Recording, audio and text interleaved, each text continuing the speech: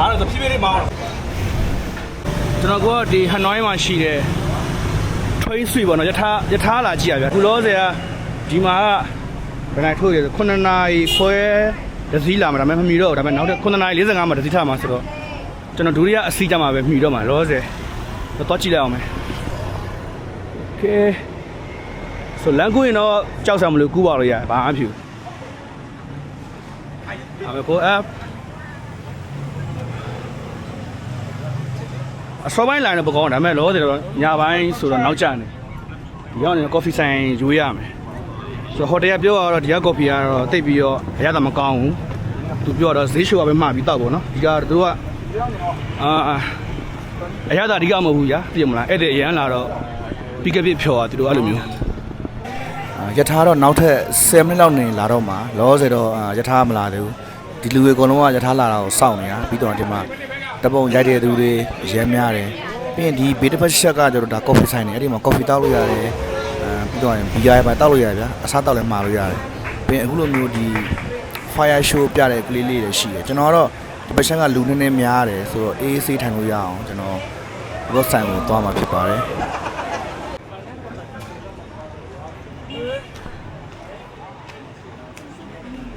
ကိုရထားလာတော့မှာဆိုတော့လူတွေအကုန်လုံးသူတို့ကဒီမှာ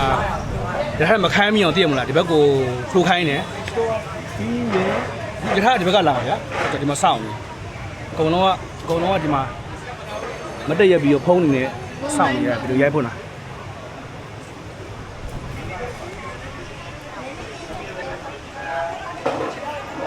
အိုးโอเค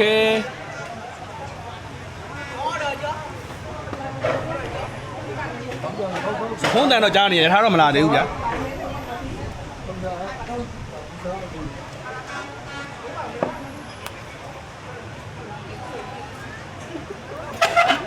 ယထာဟိုးကနေလာမှ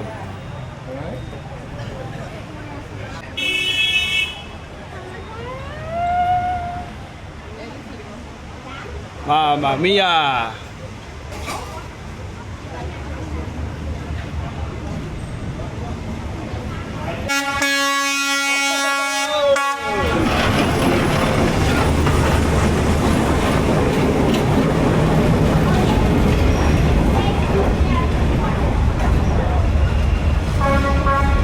တော့ကန်လို့ရတယ်တော့ကန်လို့ရတယ်ဒါတော့ဖြည်းဖြည်းလေးမောင်းတာပါဖြည်းကန်လို့ရတယ်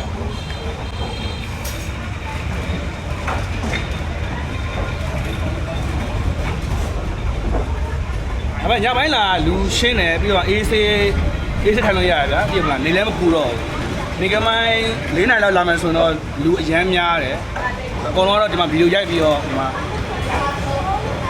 โอเค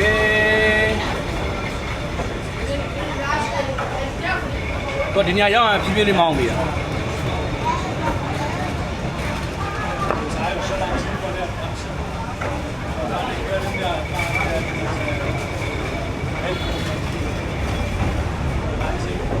ာလူတော့ပါတယ်ပုံမှာ